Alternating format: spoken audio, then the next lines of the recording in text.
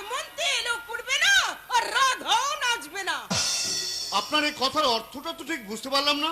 যা বাবা, এ না বুঝার কি আছে? নাতি নাতনির মুখ দেখতে গেলে তো আপনার মেয়ে আর জামাইকে পাশাপাশি থাকতে হবে, তাই না? মাইমা, লজ্জা পাচ্ছিস কেন রক্তিম? যেটা সত্যি সেটা তোমরা জানা উচিত। মানে দাদা, রক্তিম আপনার মেয়েকে পছন্দ করে না। বাবা মার কথায় জোর করে বিয়ে করেছে ঠিকই, কিন্তু আপনার মেয়েকে সিঁদুর পরার অধিকারটা কিন্তু দেয়নি। তবু আপনি আর আপনার মেয়ে নির্লজ্জ বেহার মতো ওই লোক দেখে না বিয়েটাকে বিয়ে বলে মেনে নিয়ে মেয়েটাকে বাড়িতে জোর করে খুঁজে দিয়ে গেলেন। এছাড়া উনি আর কি করবেন বলো? বড় লোক বন্ধুর একমাত্র ছেলে, এদের সোনার ডিম পাড়া হাঁস, এটাকে কি হাত ছাড়া করা যায়? আরে এই লোভেই তো এই ভিখিরি বাউন্ডা একেবারে বড় লোক বন্ধুর কোটে ভয়ে বসে আছে। কারণ ভবিষ্যতে মেয়েকে দিয়ে জামাইয়ের কাছ থেকে নাকি কান্না কাঁদিয়ে মোটা টাকা দাও মারতে হবে না। ছি ছি ছি ছি ছি, এসব আপনারা কি বলছেন? না না, আমি মোটেই। আমন্ত মশাই, এই জন্য ঠাকুর ঘরে কে? আমি তো কলা খাইনি, গোছের হয়ে গেল না।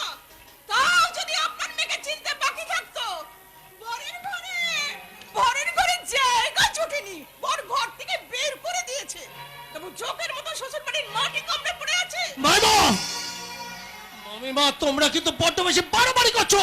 কি করবো বাবা, সত্যি কথাটা না বলে আর থাকতে পারি না, এটাই তো আমার দোষ। আপনার আর কিসের দোষ মামিমা? চোরকে চোর বললে নিশ্চয়ই অন্যায় নয়। আমার তো ইচ্ছা করছে এক্ষুনি এই বুড়োটাকে এই বাড়ি থেকে ঘর ধরে বের করে দিতে। সাবধান প্রিয়া, নিজের জিভকে সংযত করো, না হলে দেখবে ওটা মুখে নেই, মাটিতে খসে পড়েছে। দেখো দেখো দেখো রক্তিম, তোমার সামনেই মেয়েটা বলে কিনা আমার জিভ কেটে নেবে। শুধু ওকে বলছো কেন? আমার হাজার বারণ করা সত্ত্বেও তুমি আর মাইমা তো ওনাকে অপমান করতে ছাড়োনি। কি বলছিস তুই রক্তিম? আমাদের সঙ্গে এই লোকটা তুলনা করছিস? কোথায় রাজা ভোজ আর কোথায় গঙ্গুতেলি? আর মান সম্মানের কথা বলছো? এই সব লোকের আবার মান সম্মান আছে নাকি যে সম্মান দেবে?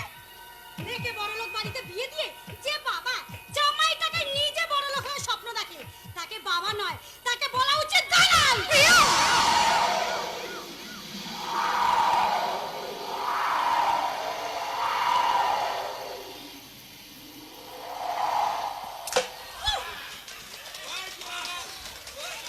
How dare you!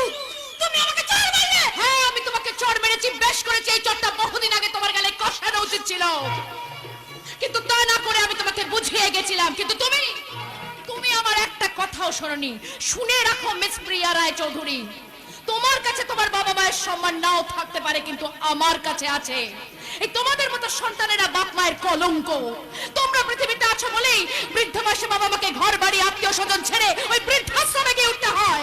এই তোমাদের মতো সন্তানদের জন্যই বৃদ্ধ বয়সে বাবা মাকে পথে পথে থালা হাতে ভিক্ষে করতে হয়।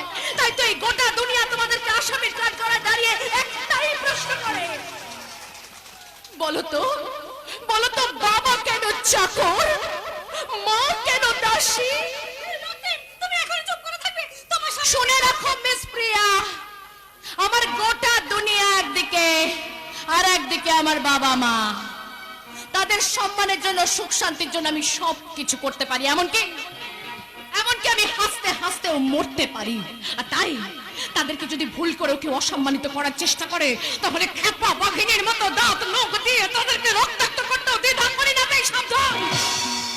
पिता स्वर्ग, पिता धर्म, पिता ही परम तप, पितरी प्रतिमा पन्ने प्रियांते सर्व देवता। এটা কোনো শ্লোক নয়, এটা প্রতিটি সন্তানের জীবনের একটা মূল মন্ত্র।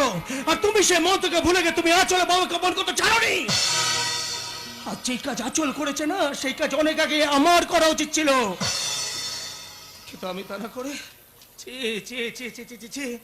আজ আমার নিজের প্রতি নিজের ঘৃণা হচ্ছে।